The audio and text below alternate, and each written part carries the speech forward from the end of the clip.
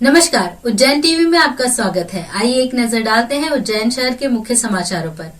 उद्योगपति अनिल अंबानी ने किए बाबा महाकालेश्वर के दर्शन, सभी के स्वस्थ रहने की बाबा महाकाल से की कामना। देश के कारोबारी अनिल अंबानी ने मंगलवार को बाबा महाकाल के दर्शन किए। अनिल अंबानी ने गर्भगृह में बाबा महाकाल की पूजा अर्चना की और बाबा महाकाल का आशीर्वाद प्राप्त किया। इस दौरान अनिल अंबानी पीले रंग के 16 व सफेद अंग वस्त्र में दिखाई दिए।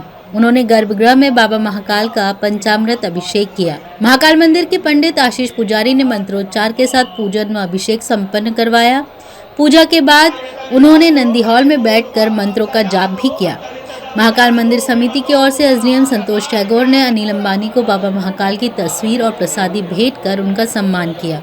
दर्शन के दौरान उद्योगपति अनिल अंबानी ने मीडिया से दूरी बनाए रखी। बाबा महाकाल के दरबार में अनिल अंबानी जी बाबा महाकाल के दरबार में आए थे। उन्होंने भगवान महाकाल का पूजन अर्चन करी और जो इंदौर के अंदर उनका अस्पताल बन रहा है उसके लिए भगवान महाकाल से प्रार्थना करी।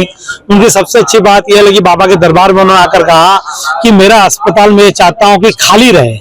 मुझे बड़ा आश्चर्य लगा कि खाली का क्या बोल रहे थे, क्योंकि मेरी भगवान से यही प्रार्थना है कि सब स्वस्थ रहे। और महाकाल बाबा के दरबार के अंदर मैं लगातार आता हूँ, बाबा का महाकाल का भक्त हूँ, इसलिए बाबा से यही प्रार्थना करता हूँ कि सब सुखी रहे, स्वस्थ रहे। जय महाकाल। स्वच्छता सर्वेक्षण में अपनी महत्वपूर्ण भूमिका निभाने वाले निगम वाहनों की महापौर ने कराई परेड, किया निरीक्षण। नगर पालिका निगम उज्जैन वाहनों का महापौर मुकेश टटवाल द्वारा दशहरा मैदान में अवलोकन किया गया, जिसके अंतर्गत वाहनों के संधारण के लिए प्रभारियों को निर्देशित किया गया। आगामी स्वच्छता सर्वेक्षण 2023 में उज्जैन को नंबर 1 लाने हेतु कचरा वाहन आदि की उपयोगिता को महत्वपूर्ण बताते हुए वाहन चालकों की समस्या एवं सुझावों को अमल में लाया जाएगा। साथ ही वाहन चालकों के स्वास्थ्य परीक्षण आदि के विषय में भी बात की गई। अवलोकन के दौरान एमआईसी सदस्य रजत मेहता, निगम उपायुक्त संजेश गुप्ता, स्वास्थ्य अधिकारी संजय कुलश्रेष्ठ, वर्कशॉप वाहन प्रभारी विजय गोयल, उमेश बैस आदि उपस्थित रहे। आज हमारे उज्जैन नगर पालिका निगम द्वारा जो हमारे स्वयं के वाहन है, उन सब वाहनों को हमने एक साथ एक स्थान पर देखा, उनका निरीक्षण किया है। जो हमारे प्रतिदिन सारे वार्डों में किस प्रकार से काम करते हैं उन सबको जाना, देखा और उनमें जो भी हमको काम करना उसको सारे निर्देश दिए। इस अवसर पर हमारे इस विभाग के मंत्री हमारे रजत मेहता जी और हमारे सारे अधिकारीगण थे, कमिश्नर जी भी आए थे और सारे वाहनों की स्थिति हमारे लगभग ठीक है। कुछ वाहनों में कुछ काम कराना, उसके भी काम करवाने के निर्देश दिए। हमारे सारे वाहन के जो हमारे ड्राइवर और हमारे सारे कर्मचारी हैं वो शिद्दत से काम कर रहे हैं, प्रतिदिन जनता की सेवा करते हैं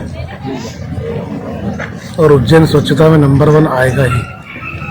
सड़क सुरक्षा सप्ताह के अंतर्गत नुक्कड़ नाटक द्वारा यातायात नियमों के प्रति जन जागरण का किया प्रयास।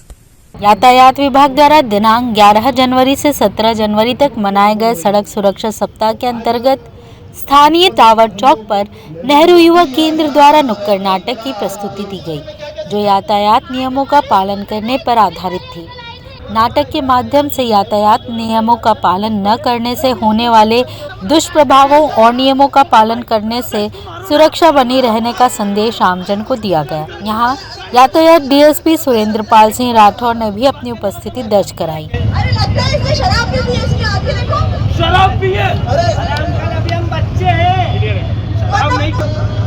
खरा क्यों नहीं हो, मतलब वो गाड़ी चला रहे हो।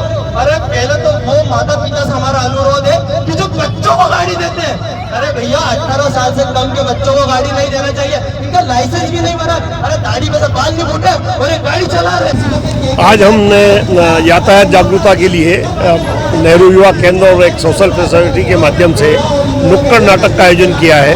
नुक्कड़ नाटक में वो यातायात में जागरूकता बढ़ाने के लिए कि बिना हेलमेट के वाहन न चलाएं, 2 पहिया पे 3 सवारी न बैठे, बिना सीट बेल्ट के 4 व्हीलर न चलाएं, यातायात नियमों का पालन करें और सही तरीके में जहां पर पार्किंग है वहां पार्किंग करें। इस तरह की जागरूकता के लिए हमने अभियान चलाया है, जिसमें नुक्कड़ नाटक के माध्यम से आम जनता को इसको हम अवगत करा रहे हैं। भारत को G20 देशों की अध्यक्षता मिलने पर भाजपा महिला मोर्चा ने टावर चौक पर मनाया जश्न।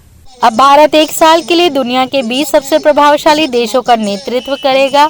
इंडोनेशिया के राष्ट्रपति जोको विडोडो ने पीएम मोदी को G20 की अध्यक्षता सौंप दी।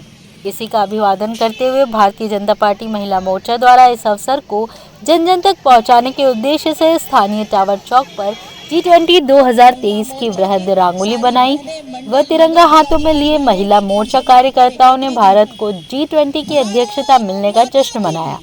इस अवसर पर निगम सभापति कलावती यादव, भाजपा नगर अध्यक्ष विवेक जोशी, महिला मोर्चा जिला अध्यक्ष प्रमीला यादव, मुकेश यादव आदि उपस्थित रहे।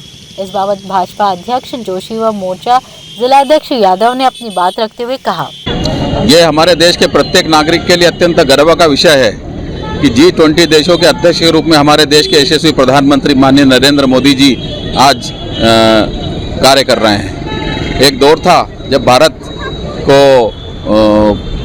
के प्रधानमंत्री को पर्याप्त सम्मान नहीं मिल पाता था, परंतु आज पूरे विश्व का नेतृत्व करने की क्षमता भारत के अंदर है। हमारे सक्षम नेतृत्व के कारण माननीय नरेंद्र मोदी जी ने जो सम्मान पूरे विश्व में भारत को दिलवाया है, हम उन्हें शुभकामनाएं तो देते ही, साथ ही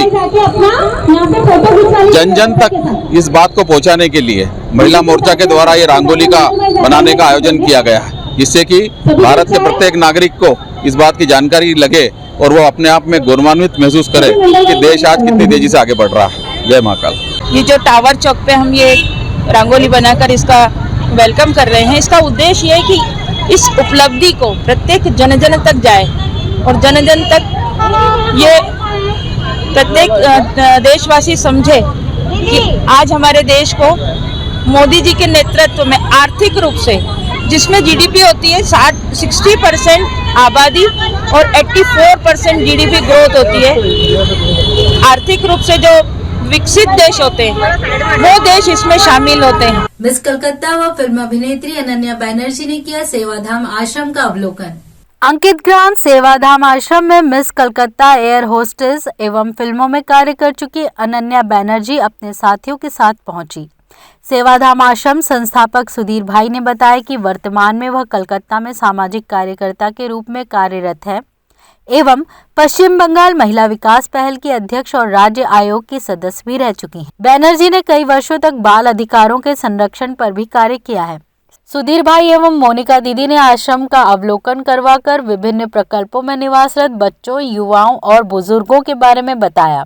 सत्यवती महिला प्रकल्प में बांग्लादेश की रहने वाली नीलिमा से अपनी स्थानीय भाषा में बात कर व गीत सुनकर वह भावुक हो गईं। अनन्या बैनर्जी ने सुधीर भाई के कार्यों से प्रभावित हो उन्हें पश्चिम बंगाल में मानव सेवा का कार्य करने हेतु आमंत्रित कर कहा कि हम आपका स्वागत करते हैं। इस अवसर पर शुभ्रा राय, संयुक्त आयुक्त राजस्व पश्चिम बंगाल, राम गोपाल मॉन्डल, चुमकी घोष एवं चंद्रा कुमार आदि उपस्थित रहे। गौ सेवा के प्रति जन जागरण हेतु ग्राम मांगलिया में निकाली जाएगी जन जागृति पद यात्रा। अत्याधुनिक गौशाला का भी होगा निर्माण।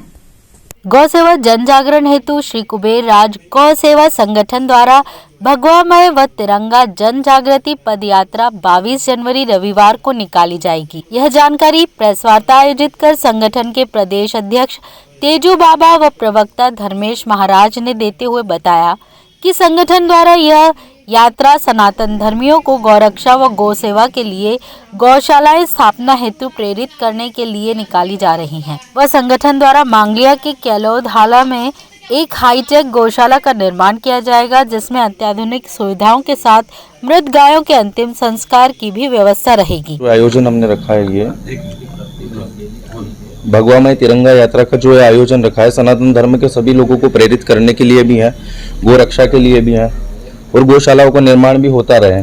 ये हमारे कार्य को देख करके जो आजकल के युवा हैं, तो उन सभी को ये भी प्रेरणा मिलेगी कि कहीं ना कहीं वो अपने क्षेत्र में भी गौशाला की व्यवस्था करे, अपने पंचायतों में बात करे और अधिक से अधिक मात्रा में गौ माता की सेवा करे।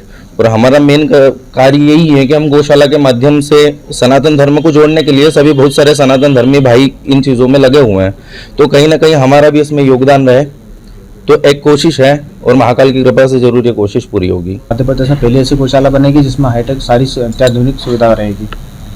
देने वाले गौशाला में एक सबसे जो यूनिक चीज़ है वो हीटर मशीन, गाय को लेकर अंतिम संस्कार को लेकर हीटर मशीन लगाने वाले हैं हम, गाय का अंतिम संस्कार को लेकर, क्योंकि हम गार्ड में जाते हैं। सिटी सेंटर जो लग रहा है इंदौर, हमारा इंदौर में प्लाट आते हैं, कॉलोनी नजर आते हैं, बहुत सारे लोग से हमें टिका टिकने सुननी पड़ती है और उन शब्दों का हमें सामना करना पड़ता है। हमारा गौ सेवक पहले ही समय निकाल के गौ सेवा के लिए जाता है, बाद में वहाँ गाड़ने की आवश्यकता हमें जगह नहीं मिलती है। तो इस कारण से ये हमने संगठन ने फैसला लिया है कि हम गायों के अंतिम संस्कार के लिए वहाँ हीटर मशीन लगाएंगे ताकि गायों की देह को मोक्ष प्राप्त मिल सके। कड़ाके की ठंड के चलते फसलों पर जमने लगी बर्फ नुकसान की आशंका ने कृषकों को डाला चिंता में। सर्दी का प्रकोप बढ़ने के साथ ही फसल पर पाला पड़ना शुरू हो गया है। सरसों, चना, जौ, गेहूं और सब्जी की फसल पर बर्फ जमने लगी है। पाला पड़ने से किसान चिंता में हैं। किसानों का कहना है कि गेहूं की फसल बाली पर है। ऐसे में पाले का प्रकोप होने की आशंका और बढ़ गई है। यदि एक मावठा गिर जाता है तो पाले का डर नहीं रहता और यदि पाले के साथ हवा चलती है तो नुकसान अत्यधिक हो जाता है।